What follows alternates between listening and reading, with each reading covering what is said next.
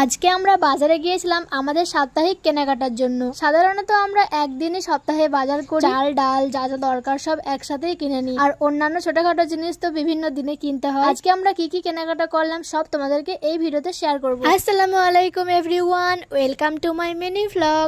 সকাল সকাল বেরিয়ে আমরা হোটেলে ঢুকে নাস্তা করলাম। দুজন মিলে দুটো ইডলি খেলাম। ইডলি মোটামুটি ভালো ছিল, যদিও এই হোটেলে প্রথমবার খাচ্ছি তাই খুব একটা ভালো লাগছিল না। দাম ছিল পিস প্রতি 20 টাকা।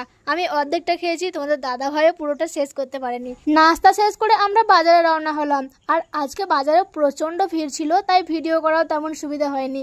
সামনের দিকে ফেস্টিভ সিজন আসছে, পুজোর জন্য বাজার বেশ জমে উঠেছে। এদিকে দেখি রাস্তার ধারে সুন্দর সুন্দর গামছা বিক্রি করছে, আর এমনিতেও আমাদের দুটো গামছা দরকার ছিল, তাই এখান থেকেই আমরা গামছা নিচ্ছিলাম। দোকানদার বলছিল যে দুটো নিলেও 100 টাকা, আর তিনটে নিলেও 100 টাকা, তাই আমরা এখান থেকে 3টে গামছাই নিচ্ছিলাম। কিন্তু এতগুলো গামছার মধ্যে আমি কোন 3টে গামছা নেবো সেটাই খুঁজে পাচ্ছিলাম। অনেকক্ষণ ধরে খোঁজাখুঁজি করে আমি এই 3 রঙের নরম গামছা বেছে নিলাম।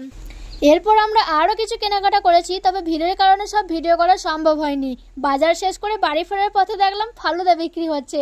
রোদও ছিল বেশ কড়া, তাই দুজনে 2 গ্লাস ফালুদা খেয়ে একটু রিফ্রেশ হয়ে তারপর বাড়ি ফিরে এসে সান্দিয়া তোমাদের দাদা ভাইকে বললো, তুমি যেহেতু বাড়িতেই আছো তাই কয়েকটা নারকেল ছাড়িয়ে দাও তো, মানে ডাব থেকে নারকেল গুলোকে বার করে দাও তো। তাই তোমাদের দাদা ভাই এখানে নারকেল গুলোকে ছাড়িয়ে দিচ্ছে। তো এই ছিল আজকের এই ছোট্ট মিনি ভ্লগ। আবার চলো দেখা হচ্ছে তোমাদের সাথে পরের কোন একটা মিনি ভ্লগে। ততক্ষণ সবাই ভালো থাকো, সুস্থ থাকো, আল্লাহ হাফেজ।